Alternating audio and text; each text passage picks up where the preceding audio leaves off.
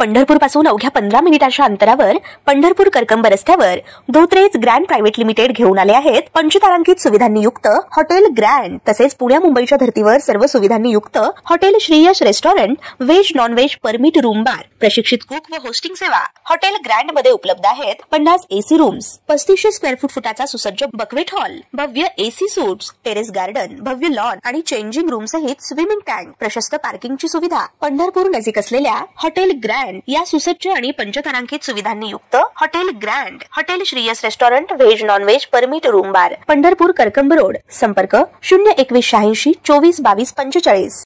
ताज्या घडामोडी पाहण्यासाठी आमच्या YouTube चॅनलवरील PVR म्हणजेच पंढरी वार्ता या न्यूजला सबस्क्राइब करा आणि शेजारील बेल आयकॉनवर क्लिक करा। पंढरपुरात मंदिर परिसरात काशी विश्वनाथ आणि उज्जैनच्या धर्तीवर चौफाळा ते महाद्वार घाट परिसरात 80 ते 100 मीटर रुंदीचा कॉरिडॉर झाला पाहिजे। यासाठी 3 वर्षापासून राज्य शासन स्तरावर व प्रशासकीय पातळीवर मोठ्या हालचाली सुरू आहेत। मुख्यमंत्री देवेंद्र फडणवीस यांचा ड्रीम प्रोजेक्ट म्हणून याकडे पाहिलं जातं। मार्च महिन्यात पंढरीत आल्यानंतर देवेंद्र फडणवीस यांनी कॉरिडॉर बाधितांना राज्यात नंबर 1 भरपाई देण्याची घोषणा केली होती।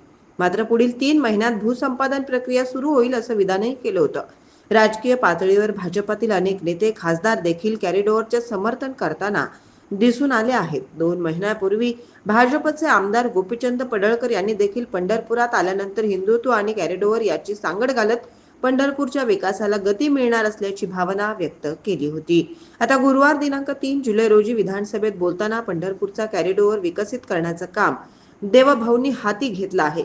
विरोधकांनी कितीही आदळआपट केली तरी पांडुरंग सरकारच्या पाठीशी आहे असं म्हणत पुन्हा जोरदार समर्थन केलं। पंढरपूरचा पांडुरंग हे आमच्या गरिबाचं दैवत आहे।